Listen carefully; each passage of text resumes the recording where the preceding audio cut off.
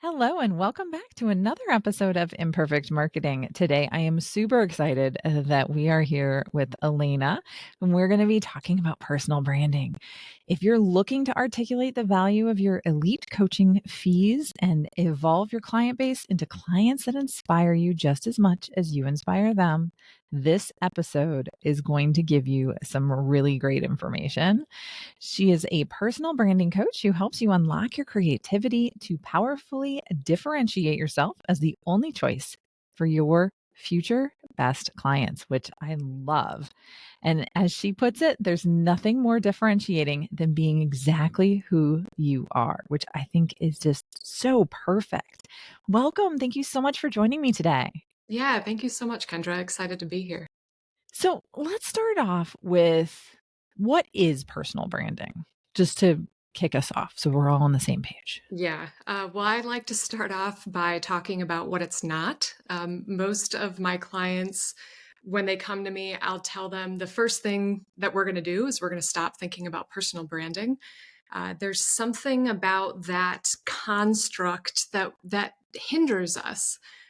We think maybe it's logo and design, and sure, it can be that, but that all stems from this central place.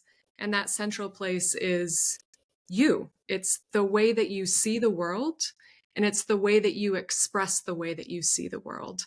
So, really gaining awareness and harnessing intention behind that to share your message is what I talk about with my clients. It's what I live and breathe. And again, I don't live and breathe as a personal branding coach. I live and breathe as someone who is intensely creative and curious. And that's really what I help my clients uh, reach into for themselves and put at the forefront to grow their business. I think that one thing that you said there is curiosity. You're very curious.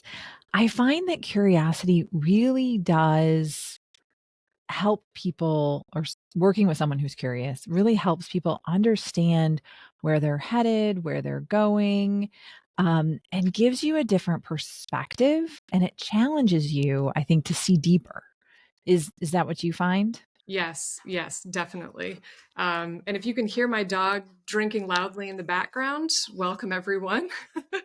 um, yeah, but I definitely find that leading with curiosity is the cornerstone of how we create new opportunities, not just for ourselves but for our clients. We tend to think that we need to know, which is part of why I say forget everything that you know about personal branding, because when we think that we need to know, we limit our ability to really be creative. And so finding those ways to create curiosity and reconnect to that can really help us understand ourselves and the way that we bridge into the reality of our best clients. So let's talk a little bit more about the big misconceptions around personal branding. Because you've said, like, let's forget personal branding because just the term sort of sets people off a little bit. They don't necessarily really recognize what it is and what it's about. So, talk to me a little bit about. We know it's more than a logo and colors and a website, but talk to me more about what are some of the other misconceptions that you find? Yeah. Yeah, great question. And thank you for centering us there, because one of the key misconceptions is the fact that it's called personal. And so when we see personal, we think, oh, I have to talk about me. I have to use that big word, I. I do this. I am this. Uh, this happened to me the other day. And we see that all the time on social media. And that is a huge turnoff for so many of us in two ways. One is we see somebody else doing that, and we don't want to do that. And two, it might be somebody who is perfectly positioned, well, not perfectly positioned, but who can really help us. But we don't see that because they haven't done the work to translate their experience to where we're at. And this is one of those nitty gritty things that I think a lot of people hold personal branding as far away from themselves as they can because they just don't want to become part of the noise. They don't want to be talking about themselves or sell themselves. And that's really not what personal branding is about. And that's not what this conversation is going to be about either. So I love that because people get turned off by the word I. It's Mhm. I. I was actually on a phone with a client earlier this week, and I said to them, they were talking about their sales presentation and their sales deck, and I'm like I don't like their new CEO was like, I don't like the order of these slides, and I'm like, well, good, you shouldn't, because the slides aren't there for you guys to present. The slides are there as a leave behind. I'm like, don't be an alligator with a big mouth and little ears. You got to be always listening and doing a lot less talking because people want to know about what's in it for them. And then you want to get that information from them a lot of times, right? Mhm. So, how does that work in personal branding if it's not me talking about me all the time? Yeah. The way that I look at it is really a two-phase process. First, we do look at you. I find that business for myself and my clients is so much of a crash course in um, personal development of sorts. It's really looking at who we are and how we bring ourselves to the world. And there's a lot of work of discovery to do there. And the way that I look at it is part of the issue of understanding how to present ourselves to the world is that we're so close to ourselves that we can't see our own perspective. And if we go back to my definition of personal branding being your expression of your perspective of how you see the world, we need to understand what your perspective is because it's that perspective that your best clients need. What we do is we look at ways of allowing you to experience your own perspective. And there's lots of different ways to do this, really fun, weird, out of the box, kind of creative ways to touch into that. And once you have that, now we start shifting. We start shifting into understanding who your best clients are, which are usually very akin to the person that we're looking back into the mirror with. Or I could be looking at myself right now as I'm talking, right? It's like there's so much that is reflected back to us in the way that we see the world. And the more we work towards articulating how we see the world and what our own struggles have been, the better we're going to be able to pull those people into our sphere. So now, I know I'm a little bit all over the place, but let me bring it together with some more structure because that's really the next step. And when we put structure around our brand, what we're actually doing is giving it language. Because if we're just in this space of discovery, both of ourselves and this connection that we have to our best people, that's all beautiful and it's going to help fuel you. It already is. That's very key. It's already working for you. But the next step is really to put language around it. And that provides structure that you can go out into the world with for your positioning, say on a place like LinkedIn, your website. It goes into your offers, it goes into your sales process. It's this beautiful power of language that you give to your best clients and have them or catalyze those aha moments where they're leaning in and being like, that is exactly how I feel. And I have never heard it put that way. That's what we're really looking to create. That's so powerful because yes, you want people to just start nodding and be like, "Yes, that's exactly me," and relate to you. That's just yeah. I mean, and it's the wording and the voice. And one thing that you noted is it's on every channel where you're at. Yeah. LinkedIn, website, offers, emails. That voice needs to be consistent because it's who you are. Mm-hmm.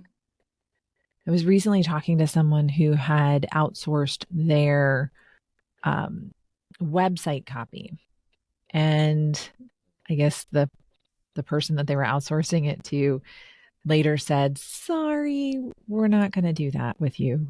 And she's like, "Oh my gosh, I've been waiting for them to do this with me." And she's like, "You know what? This was a message. I needed to be the right one writing my website copy because it's about me. And I was looking to them to come up with answers for me as to who I am and where I'm going and what I'm doing. And Yeah. that's really hard. I'm laughing because I'm putting together my website right now. I've been in business for almost 5 years and I don't have one. You can find everything that you need to over on LinkedIn, but I'm noticing that I need this space where all of my ideas can live. And I've been in the same spot because I'm talking about all of this. I am not free from the struggle. This is a really hard thing to do for ourselves. And one of the things that I've really appreciated is working with someone else. And the way that we're working together is I'm writing it, and then she comes in and she highlights things that help me see a thread, and it helps me see my own language. A lot of my own language I already know, but we're also putting together stories around what we're doing, and in a different way for a website than, say, content writing, which I write my own content all the time. But there's a lot here. And so if you have a trusted advisor, a coach, if you want to work with somebody else, to have somebody go into the writing that you already have and highlight those snippets and put those in a document, that is a great way to remind yourself of the things that are impactful and the things that you're always saying. Because here's the thing, we kind of get bored with the things that we're already saying and we feel redundant, but our best people need us to be redundant. They need to hear those things. They need to be constantly making the loop back for themselves because you don't really know where you're catching them, right? So, yeah, I love that example about the website. Because, man, I really did want to outsource that. And that's a big question, too, of like, when can we outsource that kind of stuff? Because I know that every time I have to write sales copy, especially sales copy, I learn something about the product, myself, my best clients. And so I'm very hesitant to figure out what that means for me because it's such a beautiful source of learning and curiosity and creativity.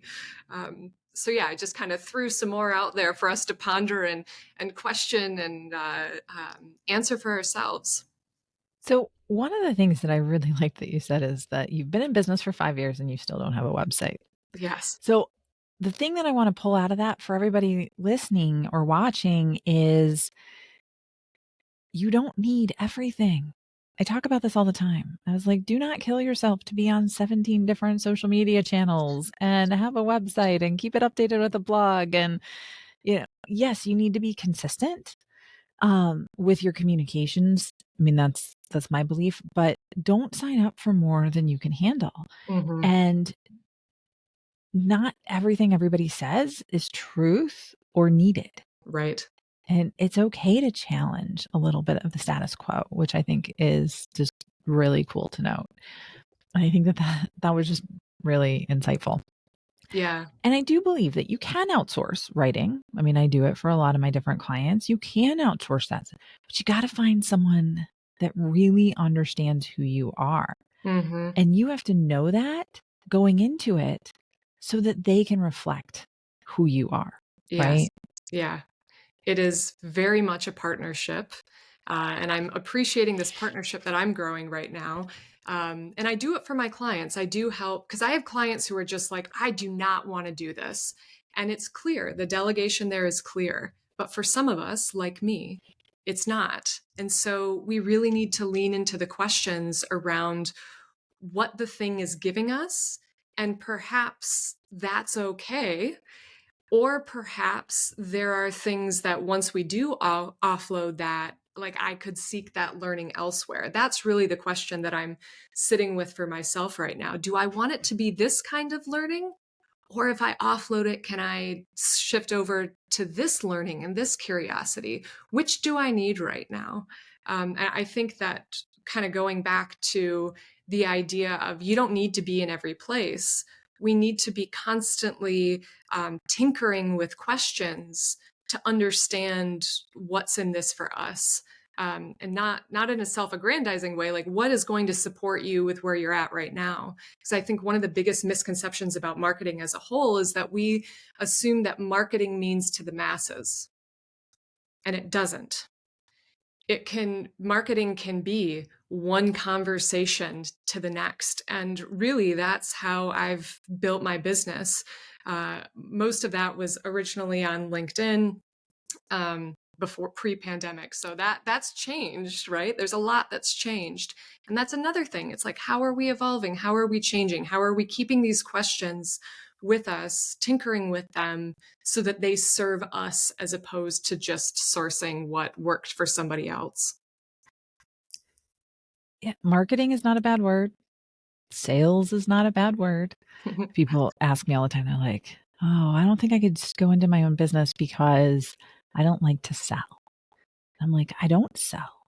I add value. I add a value that they're missing Mm-hmm. and that they need. I'm not selling people things that they don't need Right. because that's not who I am, right? So talk to me a little bit about that. So you're writing copy for sales pages and sales copy. That's one of the hardest things to write. Oh, it is. And because I do a ton of writing, and also I want to be very clear. I never thought of myself as a good writer. In fact, I grew up like my little sister. She's the writer in the family, right? And then when I started coming into business, I started writing my own content. It was a slog. It had to be a very loving process of myself to be able to do that. And then as I've started writing sales copy, I'm just like, whoa, this is a different beast. It's a different potency. And what I believe about all copy is that copy is a form of listening. And this goes back to the personal branding and the misconceptions around that, because this is not central around an I statement. This is understanding how your best clients are experiencing their problems, but it's not just necessarily problems. Like, what is their current experience that you come into and give them a different way of sitting with that? Because that's the first step. You're going to you're going to connect with them with where they're at in their experience. You're going to validate that, and then you're going to show them the problem under the problem. And that's the first little shift in transformation for them. And that's what gets them leaning in closer, understanding that if they feel this way now, what does it mean to work with you? And so for me, sales copy really is that thread of listening. How do I know where my best clients are at? How can I source them? All of my sales copy has come from running things for free, talking to current clients, so that I'm starting with their words and my perspective and translating that into the landing page or whatever it may be. Okay. So one of the most important things I heard there was you're not making up the content for the sales page. You are leveraging it from learnings that you got from people who are your target audience or from your best clients. Mm-hmm. Because, all right, everybody, listen to this. She talked to them. It sounds so simple, but people just don't want to do that. And they fight it like it's the worst thing in the world that we could ask them to do. It's not painful. No, It's it's just finding some time in your calendar to invest in yourself and your business. mm-hmm. And it's a gift to them. It's a gift to both of you, because imagine a conversation where you're letting them look at the journey that you've already been on with them. That is so powerful. It's not just that everybody likes to hear themselves talk. It's when we get to reflect on a journey, we get to uncover different pieces of insight that are ours. They're coming from our own journey. And that's really powerful. Um, I also want to add something real quick to the idea of the sales page and what we're using for that, because there's this other piece that gets really left out, and that is your perspective. Meaning, It is my perspective. There are my words for understanding that the best way to be different, the best way to differentiate yourself is to be you. And I know that that is a very key message of mine. And so I use that. But I don't just say that. I attach it to what the experience of the best client or my best clients is, right? So it's this constant dance with both your own perspective and the experience of your best clients and playing that back and forth so that there's balance, insight, connection, listening, curiosity, and creativity. There's just so much there. I think that that's very insightful for, again, your perspective, what you're adding to that conversation is really important Mm-hmm. because it's more than just about where they're at, but you're Yeah, using their words and adding in your perspective because that's ultimately what they're buying is you and your perspective. right. So if somebody wanted to get started with personal branding, what do you recommend that they do or how do you recommend that they get started? Great question. And I'm going to suggest something that is out of the ordinary to start with. It's kind of my specialty. I like to play around with these kinds of things. And what I would suggest is carve out 15 minutes, 30 minutes, put everything down, get up, and go for a walk. And the only thing that I want you to do is I want you to notice what you notice. We could even do that right here. Notice what you're noticing right now, because there is a clue in that. And the more you can lean into that, the more you can experience how you see the world. Because really, that's what it is. Noticing what we notice is noticing or is experiencing that perspective that we hold. I was going on a walk with my sister and her wife the other day, and they were talking about how they have fun going for walks, trying to call out what the other one will notice, and it's different. So look at that, and then I want you to know that you are your niche. So there's a few questions that you can ask yourself and really dive deep into. One is, what are your three biggest fears? get get crazy with those, like dive deep into what that looks like. What are three ways that you tend to hold yourself back? And the last question is, what are three things that you really value about yourself? And when I talk about these things, you can list them as single words, but I want you to really, really explore them, because the more that you can articulate them, the more that you can work with them and understand them, the easier it's going to be for you to connect those with the people who need to hear what you've got to say. And they likely are going to be very similar in their fears, what's holding them back, the things that they value. So the more work that you can do for yourself around articulating that experience for you, the more relatable you're going to be to them, and the better you're going to be able to connect and create those best clients. Those are really great suggestions. So, everybody, when you're done listening, okay, wait till you're done listening or watching, then go for a walk, put everything away, and see what you notice. That is just very powerful in terms of what you're going to be able to learn about yourself as you take a look and see what it is that you're noticing and journeying with. That is fantastic. Thank you so much, Elayna, for your time and the lessons learned. I think that this is chock full of information that will hopefully get you guys started on your personal branding journey. Now, before I let you go, this show is called Imperfect Marketing because, as most everybody here knows, marketing is anything but a perfect science. What has been your biggest marketing lesson learned? Yeah, so the first, I remember this like it was yesterday when I was talking to a sales strategist, and he talked to me about marketing just simply being connection. And there I was, not knowing anything about what I was doing, because that's how I enter most things. I don't know what I'm doing. I've lived all over the world. I really feed off of that. And when he said that to me, it changed everything because I was trying to figure out how.